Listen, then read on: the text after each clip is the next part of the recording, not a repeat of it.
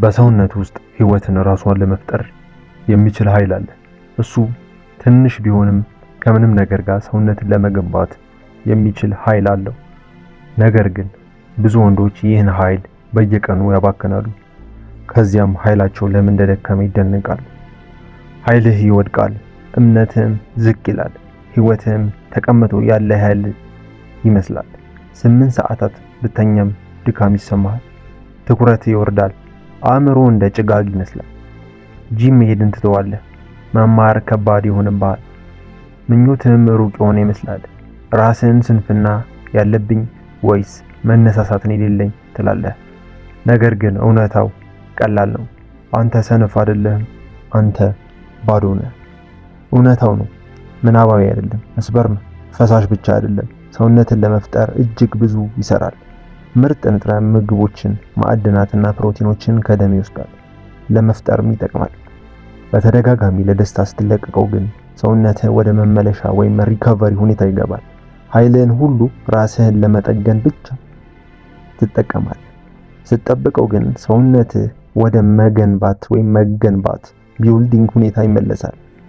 ከዚያም የዶፓሚን ወጥመድ ይዘት ላይ ትወድቃለህ።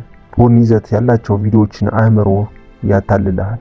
ምንም እንኳን ምንም ስራ ሳሰራ ብቻ ተቀምጠ ቢሆንም አእምሮ ታላቅ ነገር እንደሰራ ያስባል። ደስታው ለጥቂት ሰከንዶችን ብቻ ይቆያል። ነገር ግን ውድቀቱ ለቀናት ወይም ከዚያም በላይ ይቆያል። ከዚያ ራስህን የመጠራጠር ስሜት ወይም ግልት ይመጣል።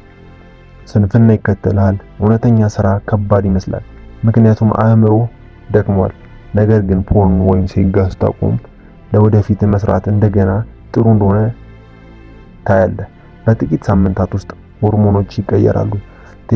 ቴስቶስትሮን ብቻ ስለ ጡንቻ አይደለም፣ እምነትን፣ የአይንህን እይታ እና ሰላምህን ይቆጣጠራል።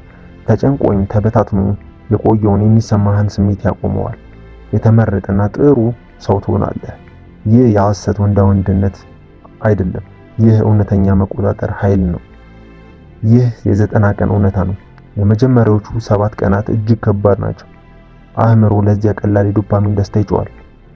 አብዛኞቹ ወንዶች እዚህ ይወድቃሉ። ከ7 እስከ 30 ቀን የሚመጣው ፍላት ላይ ነው። ምናልባትም ድንጋጤ ወይም ባዶነት ይሰማሃል። ይህ አልተሳካም ማለት ግን አይደለም። ይህ አእምሮ ራሱን እየተመለሰ ነው። ከ30 እስከ 60 ቀን በኋላ መብራት ወይም የህይወት ብርሃን እንደገና ይበራል። ትኩረት ይመለሳል። ሰዎች ከእርሱ ጋር የበለጠ ክብር መስጠት ይጀምራሉ። እስከ 90ኛው ቀን ሲደርስ የአንተ ትኩረት ይመለሳል።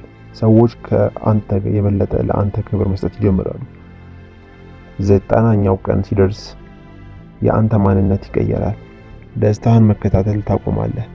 ራስህን መውደድ ትጀምራለህ። ታላላቅ የታሪክ ሰዎች ይህንን አስተውለዋል። ኃይላቸውን አላባከኑ። ትልቅ ስኬትን ለማሳካት ተጠቅመውበታል። ለጦርነት፣ ለኪነ ጥበብ እና ለስኬት። ኃይል በግቦች ውስጥ እንጂ በነገረ ባዶ ላይ መሆን የለበትም። ለራስህ 90 ቀናት ስጠው። ዓመታትን አባክነሃልና። ያለማንገራገር ለራስህ ይህን ጥያቄ ጠይቅ። ለወደፊት ራሴ 3 ወር ጊዜያት መስጠት እችላለሁ? የምትፈልገው ኃይል ከዚያ በፊትም አለ በውስጥህ። እሱን ማባከንህን አቁም። ዴይ 1 ብለህ ኮመንት ስር ጻፍ እና ጅማሮውን ዛሬው ነው አድርገው።